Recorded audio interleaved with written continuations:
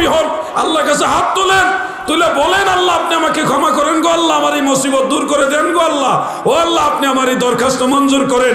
দেখেন না আল্লাহ আপনার দোয়া কবুল করে কিনা। আল্লাহ বলছে লা তাকনাতু মির রাহমাতিল্লাহ, তোমরা আমি আল্লাহর রহমত থেকে নৈরাশ হইও না। আমরা কি আল্লাহর রহমত থেকে নৈরাশ হব? আল্লাহর কাছে বারবার চাইবেন। একজন সাধক বলেন আল্লাহ তোমায় ভালোবাসে, মাওলা তোমায় ভালোবাসে, তুমি তারে ভইল না, যে যাহারে ভালোবাসে সে তো কভু ভোলে না। দমে দমে ডাকো তারে, দমে দমে ডাকো তারে, একদম ভইল না, যে যাহারে ভালোবাসে সে তো কভু ভোলে না। আমি কি বুঝাইতে চাচ্ছি, আপনারা কি বুঝতেছেন? আপনারা চাইলেও আল্লাহ দিবেন। আপনারাও যদি আল্লাহর কাছে ডাকেন, আপনাদের ডাকে আল্লাহ সাড়া দিবেন। আপনার কি দরকার? এমন আপনার যে চাওয়ার যে একটা ক্যাপাসিটি, এটা সীমিত। আমাদের চাওয়ার ক্যাপাসিটিটা সীমিত, কিন্তু আল্লাহর দেওয়ার যে ভান্ডার এটা অসীম। আপনার মন থেকে যদি আল্লাহর কাছে চান, মোনাজাত ধরে বলেন আল্লাহ আমার চলার পথে সমস্ত বাধা মুসিবতগুলি দূর করে দেন। আপনার এই দুইটা ঠোঁট আর জিহ্বা নাড়ায় এই ছোট্ট একটা কথা বলেছেন, এই কথার উসিলায় আপনার বাধা মুসিবত আল্লাহ মাফ করে দিবে। এ ভৈরবের সম্ভবরে মুসলমান শোনো, আগের দিনের আলেমরা বেশি বেশি মোনাজাত করতো। আগের দিনের ময় মুরব্বী নামাজ পড়তো, ফরজ নামাজ পড়ে মোনাজাত করতো, সুন্নত পড়ে মোনাজাত করতো, নফল পড়ে মোনাজাত করতো। তারা সব সময় মিলাদ পড়ে বিভিন্ন জিকির আজকার করে দোয়া করতো, বারবার আল্লাহর কাছে কান্নাকাটি করতো।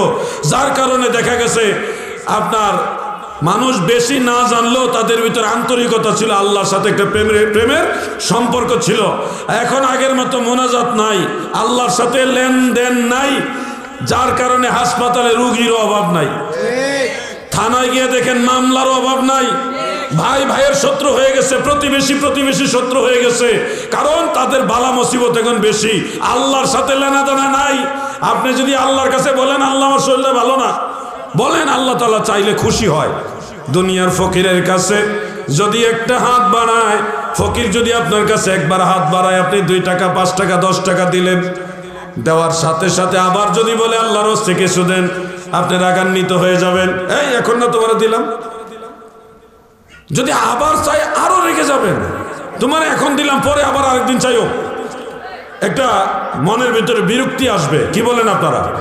বারবার একই সময়ে বারবার চাইতেছে, একবার দিছেন, ধরেন 2 বারও দিছেন, আবার যদি একটা টাইম চায় তখন আপনার ভিতরে একটা বিরক্তি আসবে, বারবার চাইও না। কিন্তু আপনারা জানেন আল্লাহর কাছে বারবার চাইলে আল্লাহ খুশি হয়। আমাদের অনেক ভাইরা জানাজার নামাজের পরে দোয়া নিয়ে ঝগড়া করে। ঝগড়া কি? নামাজটাই দোয়া, এরপর আর দোয়া লাগে না। ও ভাই, কতদিন ঝগড়া করবেন? আর নামাজটা যদি আপনার কথাই ধরেও নেই যে দোয়া, তারপরেও একবার দোয়া কইরা আরেকবার দোয়া করলে আল্লাহ কি বেজার হয় না শরীয়তে এটা নিষেধ? কোন কি দলিল কি ভাই? আল্লাহর কাছে একবার চাইছেন, চাই আবার চাইতেছেন, এতে কি আল্লাহ বেজার হয়? আপনার কাছে একবার চাই আরেকবার চাইলে আপনি বেজার হবেন, কিন্তু আল্লাহর কাছে যত চাইবেন ততই আল্লাহ খুশি, ঠিক কিনা বলেন?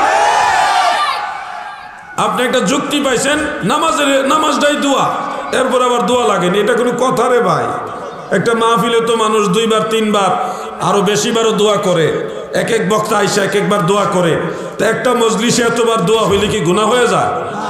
ফরজ নামাজ পড়ে দোয়া করছেন, আবার ওখানে সুন্নত নামাজ পড়ে দোয়া করছেন, আবার সেখানে নফল নামাজ পড়েও দোয়া করছেন, এতে কি গুনাহ হবে আপনার?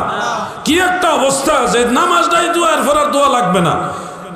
এগুলি যে আপনারা বলছেন, আচ্ছা ধরলাম দোয়া বন্ধ হয়ে গেল, এই দোয়াটা আপনি যেদিন মারা যাবেন, আপনার মরার পরেও তো দোয়ার দরকার আছে, নাকি বলেন আপনারা?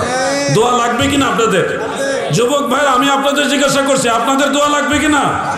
শোনো ভাই, দোয়ামুখী হও, দোয়া বেশি বেশি করো, বেশি বেশি দোয়া করো। আল্লাহ রাসূল তিনার চাচা হযরত আব্বাস রাদিয়াল্লাহু আনহুকে বললেন, আকসিরুদ দুআ, বেশি বেশি দোয়া করুন, বেশি বেশি দোয়া করুন। কারণ দোয়া এমন এক অস্ত্র যেটার মাধ্যমে মহান সৃষ্টিকর্তা বান্দার প্রতি অনুরক্ত হয়, বান্দার প্রতি দয়াশীল হয়। সুবহানাল্লাহ বলেন। ভাই আমার দেখেন, শব্দ চয়নের ক্ষেত্রে আমরা কত সতর্কতা অবলম্বন করার চেষ্টা করি যে আল্লাহর শানে যেন বেয়াদবি না হয়। গতকাল একজনের বক্তব্য শুনলাম, উনি বলতেছে আপনি যদি জ্ঞান অর্জন করেন তাহলে আল্লাহর মতো সম্মানী হবেন। এই বক্তব্যটা আমার কাছে আছে। তিনি লামাযহাবীদের একজন নতুন বক্তা, যে জ্ঞান অর্জন করলে, আপনি যদি জ্ঞান অর্জন করেন তাহলে আল্লাহর মতো সম্মানী হবেন। আল্লাহ, আমি বক্তব্যটা শুনাই, নাইলে আপনারা পরে বলবেন আমি বানাই বলতেছি। এটা ইমানের সাথে জড়িত, আকীদা ইমানের সাথে জড়িত। আপনাদের শুনতে হবে, শুনলে আপনাদের ইয়াকিনটা মজবুত হবে। আমরা সুন্নিরা যে ঠিক, এই যে শুনেন আপনারা, যতটুকু পানি উঠবে, মানুষ সারা পৃথিবীর যত জ্ঞানী বিজ্ঞানী এদের কাছে যত জ্ঞান আছে আল্লাহর জ্ঞানের তুলনা আছে। ওই পানিটুকু হচ্ছে দুনিয়ার মানুষের জ্ঞান, বিশাল মহাসমুদ্র হচ্ছে আল্লাহর জ্ঞান। তো আল্লাহ কি এমনি রব হয়েছে? আল্লাহ জ্ঞানী দেখে আল্লাহ রব হয়েছে। বুঝেননি মনে হয় আমার কথা? মানে আল্লাহ জ্ঞানী দেখেই তো আল্লাহ রব, বুঝতে পারেননি? আল্লাহ ইবাদতের যোগ্য কেন হয়? আল্লাহ রব, আল্লাহ জ্ঞানী, এই জন্য ইবাদতের যোগ্য। তাহলে যে জ্ঞানী হবে ও আল্লাহর মতো সম্মানী হবে। বুঝেননি মনে হয় আমার কথা? দুনিয়াতেও যে জ্ঞানী হবে ও কার মতো সম্মানিত হবে? আল্লাহর মতো সম্মানিত হবে। আল্লাহ সম্মানিত কেন? জ্ঞানী। এখন এই যে বক্তব্যটা দিল, কোরআনের আয়াত আপনারা তো জানেন, লাইসা কামিসলিহি শাই, আল্লাহর মতো কিছুই নাই। এই মাখলুকাতে যা কিছু আছে কোনো কিছু আল্লাহর মতো নাই। আল্লাহর সাথে মেসাল দেওয়া যাবে না। লা নিদ্দা লাহু ওয়ালা মিসলা লাহু ওয়ালা মিসালা লাহু। আল্লাহর সাথে সমকক্ষ তুলনা দেওয়া যাবে না। কিন্তু উনি বললেন আপনি যদি জ্ঞানী হইতে পারেন তাহলে আল্লাহর মতো সম্মানী হতে পারবেন। তাহলে জ্ঞানীরা আল্লাহর মতো, নাউজুবিল্লাহ। জ্ঞানীরা কার মতো হইল? আল্লাহর মতো হয়ে গেল। তাদের আকীদা দেখেন। ও যুবক ভাই, সুন্দর সুন্দর ভাষা শুনলে দৌড় দিও না রে ভাই, দৌড় মাইরো না।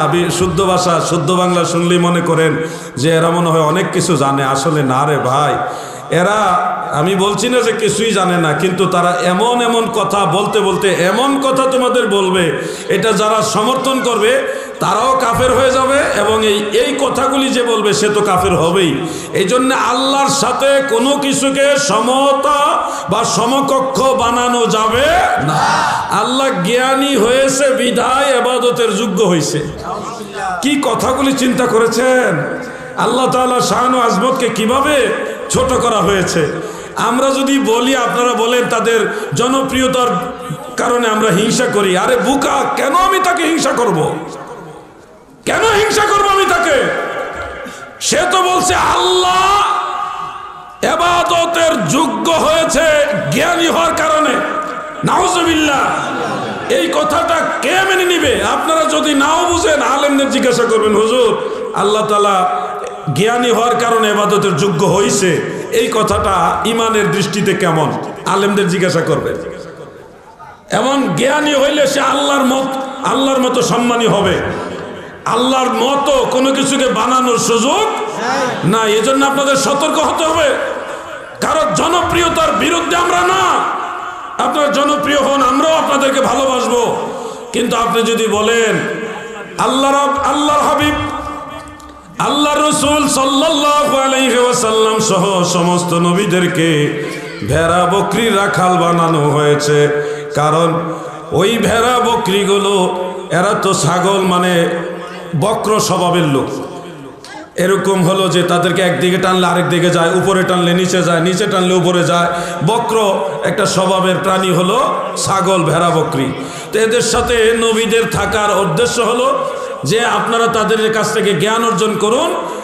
কারণ মানুষদেরকে কন্ট্রোল করবেন, মানুষ ভেড়া বকরির চেয়ে আরো ভয়ঙ্কর।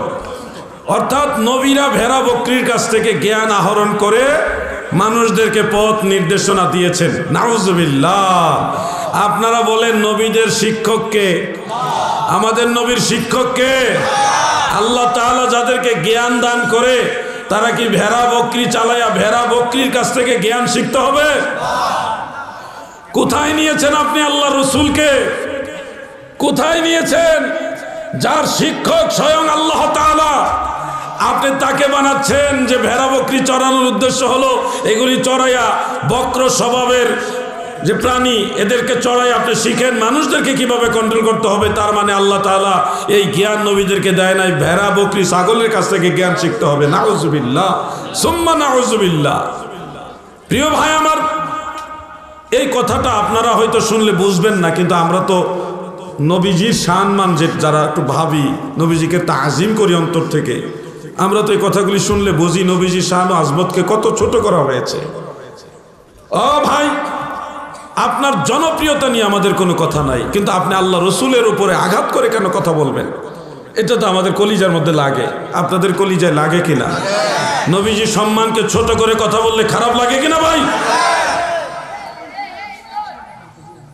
এই ফিতনার জমানায় এসে এমন একটা সমস্যার মধ্যে পড়লাম, সারা দেশ থেকে যখন সমস্ত আলেমরা প্রতিবাদ করা শুরু করলেন যে আপনার এই শব্দ চয়নগুলি ঠিক হয়নি, যে শব্দগুলি এগুলি আমরাও উচ্চারণ করতে ভয় পাই, কাও ভয়। তারপরে মা খাদিজাতুল কুবরার কর্মচারী, এই শব্দগুলি যে আমরা বলি আমাদেরও ভয় লাগে, না জানে আল্লাহ এবং আল্লাহ রসুল কষ্ট পায় কিনা। প্রিয় নবীজিকে রাখাল, সরাসরি রাখাল শব্দগুলি যখন সব ঘরানার আলেমরা প্রতিবাদ করলো, তখন তাকে সেভ করার জন্যে কি করেছে একটা কৌশল অবলম্বন, যে নবী রাখালেরও বেশে মা খাদিজার দেশে বকরি যে চড়াইতেন বন জঙ্গল, একটা গজল আছে না, এই গজলটা তো শত শত বছর ধরে চলতেছে। কে সর্বপ্রথম এটা লেখছে এটা জানাই যায় না। শত শত বছর ধরে আলেম ওলামা আশেকে রাসূলরা এটা গায়। কাজী নজরুল ইসলাম এই ব্যাপারে গজল লেখছে, যেখানে নবী রাসূল করিম সাল্লাল্লাহু আলাইহি ওয়াসাল্লামকে কিশোর রাখাল ভেসে এই শব্দটা ব্যবহার করেছেন, অন্যান্য কবিরও ব্যবহার করেছেন। মনে রাখবেন, আমার নবীজিকে আমাদের মতো বাশার, আমাদের মতো মানুষ বলা যাবে না, বলতে হবে নবীজি অতুলনীয় বাশার, বেমিসাল বেনজির বাশার। ইন্নামা আনা বাশারুম মিসলুকুম, নবীজিকে আল্লাহ তাআলা বলছে আপনি বলুন আমি তোমাদের মতো বাশার, অর্থাৎ তাফসীরের মধ্যে লিখেছেন আনা বাশারুম মিসলুকুম ফি সূরাতিন, আমি মানুষের সূরতে বা সূরতের দৃষ্টিতে আমি তোমাদের মতো, কিন্তু হাকিকতে নবীর মতো আমরা কেউ না। এটা বুঝতে হবে আপনাকে। হযরত জিবরিল আমিন আলাইহিস সালাম এই দুনিয়াতে এসেছেন মানুষের বেশে, অনেকবার এসেছেন। তার মানে জিবরিল মানুষ এটা বলা যাবে না, তিনি ফেরেশতা, কিন্তু আসছেন মানুষের বেশে। এই কথাগুলি আপনাকে বুঝতে হবে। বেশ এই শব্দটা আসে রূপক অর্থে, যে সরাসরি উনি ওই জিনিসের না, কিন্তু ওই সুরতের আসছেন। আমার নবীজির হাকিকত হলো নূর। নবীজির হাকিকত কি? নূর। তিনি মানব সুরতে দুনিয়াতে এসেছেন। এই জন্য নবীজির বাশারিয়াত এবং নূরানিয়াত দুইটাই মানতে হবে। মনে রাখবেন ভাই, আমার নবীজি রাখালের বেশে বকরি চড়াইছেন, এটা বললে কোনো আইব বা দোষ হবে না, কিন্তু সরাসরি যদি আপনি নবীজিকে রাখাল বলেন তখন এটা দোষ হবে। আপনি যদি বলেন নবীজি মানুষের সুরতে দুনিয়াতে আসছেন, মানুষের ভেষে দুনিয়াতে এসেছেন, কোনো দোষ নেই। কিন্তু আপনি যদি বলেন নবীজি আমাদের মতোই সাধারণ মানুষের দুনিয়াতে এসছে, তখন এটা দোষ হবে। কথাগুলি ভালোভাবে খেয়াল করবেন। আকায়েত শাস্ত্র না জেনে যদি কেউ কথা বলেন, তাহলে আপনার কথার ভ্যালু আলেম সমাজে থাকবে না। আলেম সমাজ দেখবে উসুল এবং দলিল, কাতঈ অকাট্য দলিল। একটা প্রবাদ বাক্য আছে, জাইদুন কাল আসাদ, জায়েদ বাঘের মতো। জায়েদ কিসের মতো? বাঘের মতো বা সিংহের মতো। আপনারা বলেন এর অর্থ কি? ওই লোক সিংহ না সিংহের মতো সাহসী? সিংহের মতো বাঘের মতো সাহসী, তাকে বাঘ বলা হয়নি। এই উদাহরণগুলি হলো যারা মুহাক্কিক আলেম, মুত্তাকি আলেম, তারা জানে রাসূল করিম সাল্লাল্লাহু আলাইহি ওয়াসাল্লামকে সরাসরি রাখাল বলা আল্লাহ তাআলা নিষেধ করেছেন। রাখাল এই জিনিসটা খারাপ না, রাখাল একটা সম্মানিত পেশা। কিন্তু ইহুদিরা নবী করিম সাল্লাল্লাহু আলাইহি ওয়াসাল্লামকে ব্যঙ্গ করে বাট এনকারের উদ্দেশ্যে বলতো আমাদের রাখাল। তো এই যে নবীজির প্রতি একটা এনকারের সুরে এই শব্দটা ব্যবহার করতেন, এই জন্য আল্লাহ তাআলা বলেছেন লা তাকুলু রাঈনা, তোমরা আমার রাসূলকে রাঈনা বলবে না।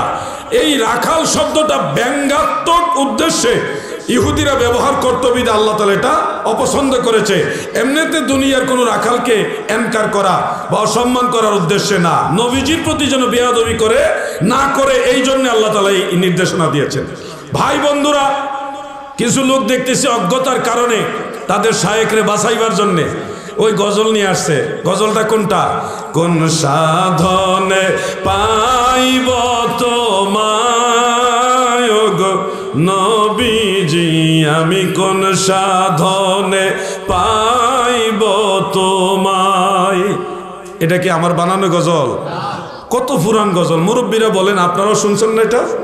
কত বছর আগের থেকে গজল চলতেছে, এটা ঠিক সময়ও জানা যায় না। এই গজলের একটা লাইন হলো, নবীরা খালের বেশে মা খাদিজার দেশে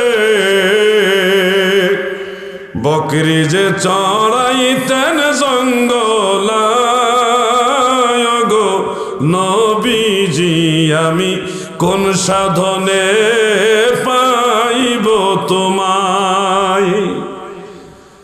নবী, এই যে গজলগুলি, এগুলো তো নতুন না রে ভাই, পুরাতন গজল। অসংখ্য ওলামায়ে কেরাম এটা গেয়েছে। এখানে সরাসরি নবীকে রাখাল বলা হয়নি, বলা হয়েছে রাখালের বেশে। রাখাল বলা আর রাখালের বেশে বলা দুইটা এক জিনিস না। আল্লাহ যেন এই ভাইদের বোঝার মতো জ্ঞান দান করে, বলেন আমিন। সবাই বলেন আমিন। আমরা কোনো মুসলমানের ইমান নষ্ট হোক এটা চাই না।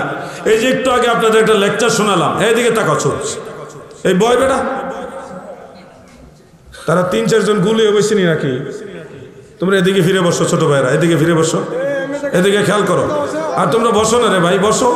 দাঁড়ায় থেকে তো হাঁটুতে ব্যথা হবে, নাইলে তো সমস্যা, কষ্ট হবে তোমার। বসো, পিছনে অনেকে দাঁড়াইছে, বসো। আলোচনা শুনো, মনোযোগ দিয়ে শুনো।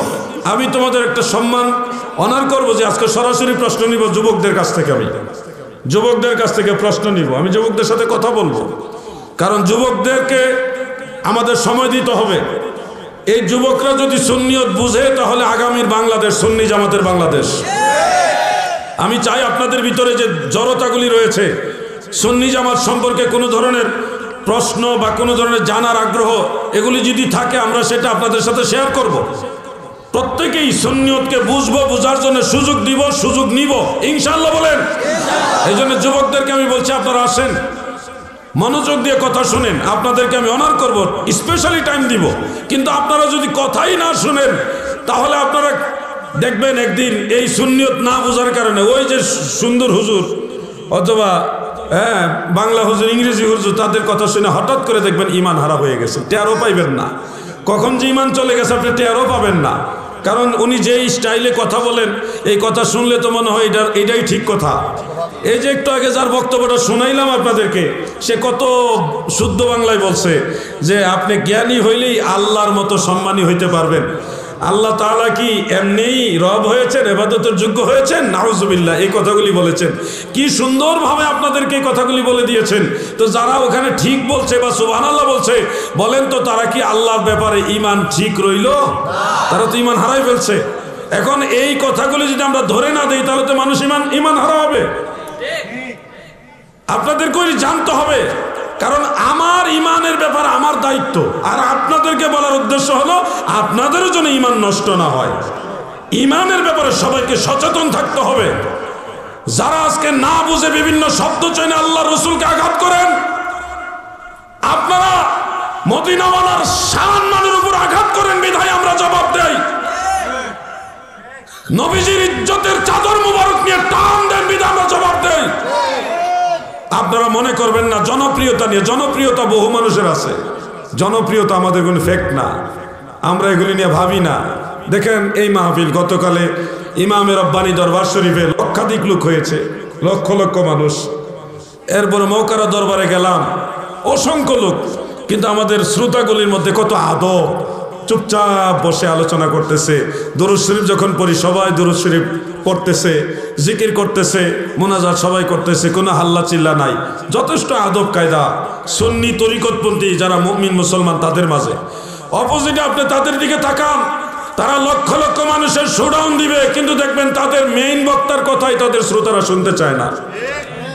এই যে চিল্লাফাল্লা করতেছে, ঠেলাঠেলি করতেছে, তাদের শ্রোতাদের দিকে তাকায় দেখবেন তাদের আলেমদেরকে তারা নিজেরাই ইজ্জত করতে জানে না, কারণ ইজ্জত করা তারা শিখায় নাই। ঠিক কিনা বলে?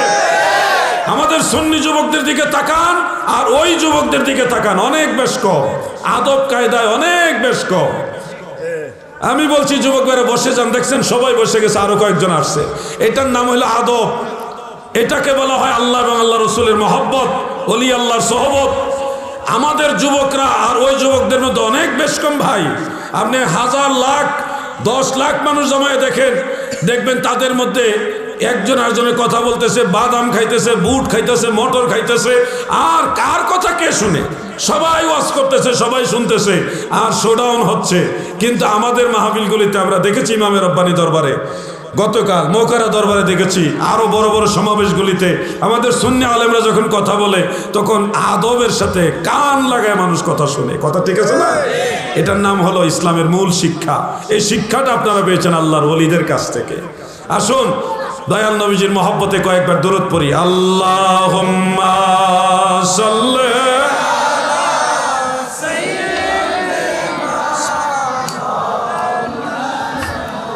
মুহাম্মদ ওয়া আলা আলি মাওলানা। তুমি আল্লাহর প্যারা হাবিব, তোমার সাথে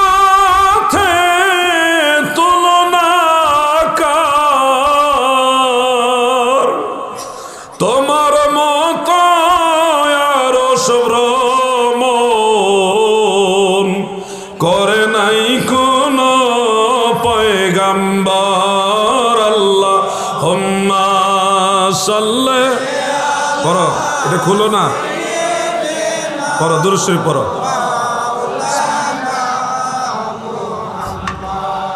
ওয়া আলা আলি সাইয়্যিদিনা।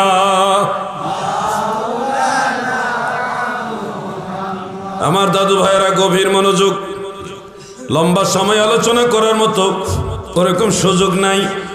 নির্দিষ্ট একটা সময়ের মধ্যে আমি আলোচনাটা শেষ করব। তবে আপনাদেরকে যে কথাগুলি বলতে চাই, সুন্নি জামাত এটা মদিনাওয়ালার দল, সাহাবায়ে কেরামের দল, আল্লাহর ওলিদের দল। এই দলটা আপনি জান্নাতে যেতে হলে অবশ্যই লাগবে। আপনি শুধু নামাজ রোজা বড় বড় ফাকরি আবা কাবা দেখলেই মনে করেন না যে ওইটাও ঠিক। সব ঠিক না। সব ঠিক হইলে সুন্নি জামাতকে আল্লাহ রসুল আলাদাভাবে ঘোষণা দিতেন না। সুন্নিয়তের কথা আলাদাভাবে বলার উদ্দেশ্য হলো 73 দল 72 দলই জাহান্নামে, জান্নাতে যাবে এক দল। বলুন আপনারা কি সেই জান্নাতে যাইতে চান কিনা? সবাই বলেন চান কিনা? তাহলে আগে আপনাকে দল নির্বাচন করতে হবে।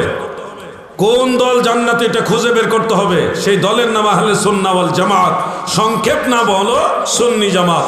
আপনি যদি বলেন হে ইমাম আবু হানিফা, আপনি কোন জামাতের লোক? আপনি কি খারেজি না রাফিজি না ওয়াহাবি না কোন দলের লোক? ইমাম আবু হানিফা বলবে আমি সুন্নি জামাতের লোক। আকীদাগতভাবে ইমাম আবু হানিফা, ইমাম শাফি, ইমাম মালিক, ইমাম আহমদ, চারো মাযহাবের সব ইমামরা সুন্নি। মারহাবা বলেন।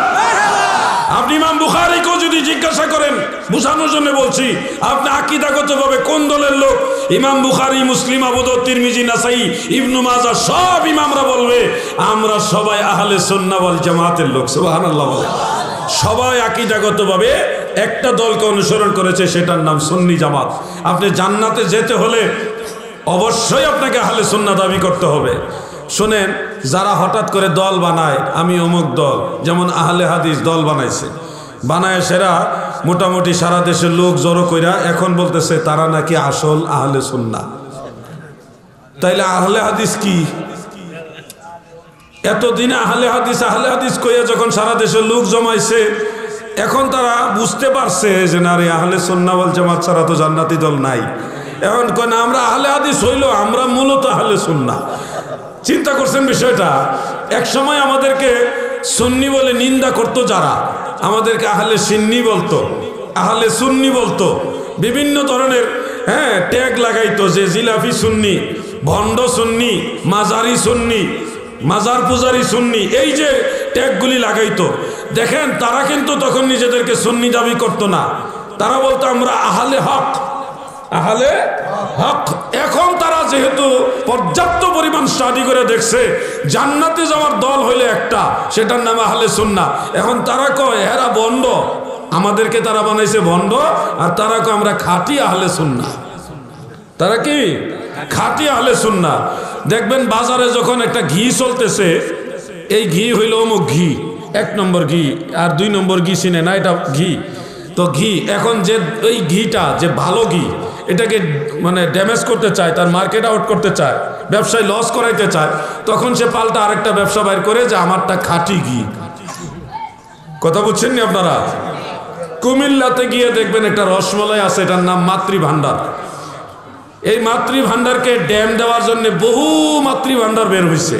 কোনোটা খাঁটি মাতৃভান্ডার, কোনোটা আসল মাতৃভান্ডার, কোনোটা আদি মাতৃভান্ডার, কোনোটা আসল মাতৃভান্ডার, এই বিভিন্ন নাম দিয়ে নিউ মাতৃভান্ডার দিয়ে বহু মাতৃভান্ডার বের হয়েছে।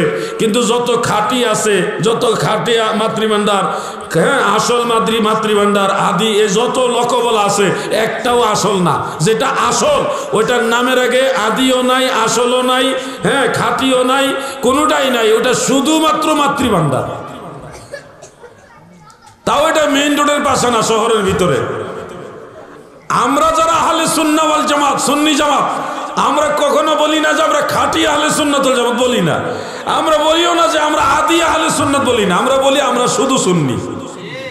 এই আহলে সুন্নাহ ওয়াল জামাতকে ড্যামেজ করার জন্য, ড্যাম খাওয়াবার জন্য নতুন নতুন যারা এখন বুঝতে পারতেছে যে আহলে সুন্নাহ ওয়াল জামাত ছাড়া কোনো নাজাতের রাস্তা নাই, তারা এখন আমরা হইলাম আহলে হক, আহলে সুন্নাহ, আমরা খাঁটি আহলে সুন্নাহ, আমরা হকপন্থী আহলে সুন্নাহ। এই যে স্পেশাল টাইটেলগুলি লাগাইতেছে, এখানে বোঝা যাচ্ছে ডাল মে কুছ কালা হয়।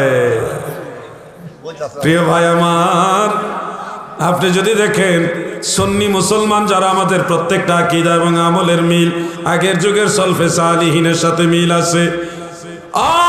সুন্নি যুবকরা, মুরব্বীরা, তোমরা কেন মা বাবার পায়ে ধরে সালাম করো বা কদম বসি করো কেন? দেখেন, আপনার এই প্রশ্নের উত্তর আপনি আজ থেকে 1400 বছর, 1450 বছর আগেও পাবেন। আল্লাহর হাবিবের সাহাবারা আমার দয়াল নবীজির কদম বসি করেছে।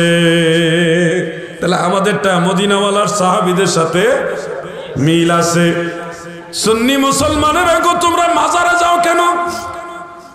1400-1450 বছরের সব ইমামরাই মাজার জিয়ারতের পক্ষে ছিল, মাজারের কাছে গেছে। ইমাম শাফিঈ বলেন, আমি যখন কোনো মুসিবতে পড়ে যেতাম, আমি আমার ফিলিস্তিন থেকে পায়ে হেঁটে ইরাকের বাগদাদ নগরীতে দজলা নদীর কিনারে আবু হানিফার মাজারের কাছে যাইতাম। যাইয়া তিনি বলেন, সাআলতুল্লাহি ইনদা কাবরিহি, আবু হানিফার মাজারের পাশে দাঁড়াই আল্লাহর কাছে দোয়া করতাম, আমার আল্লাহ আমার মুসিবত দূর করে দিত। তাহলে সুন্নিরা যে মাজারে যায়, ওইখানে গিয়ে আল্লাহর কাছে দোয়া করে, এটা দেখা যায় আগের ইমামদের মাঝেও মিল আছে। আমাদেরটা যে নতুন না, তার প্রমাণ হলো আমাদের কাজের সাথে আগের ইমামদের কাজের মিল আছে। সুন্নিরা তোমরা মিলাদ পড়ো কেন?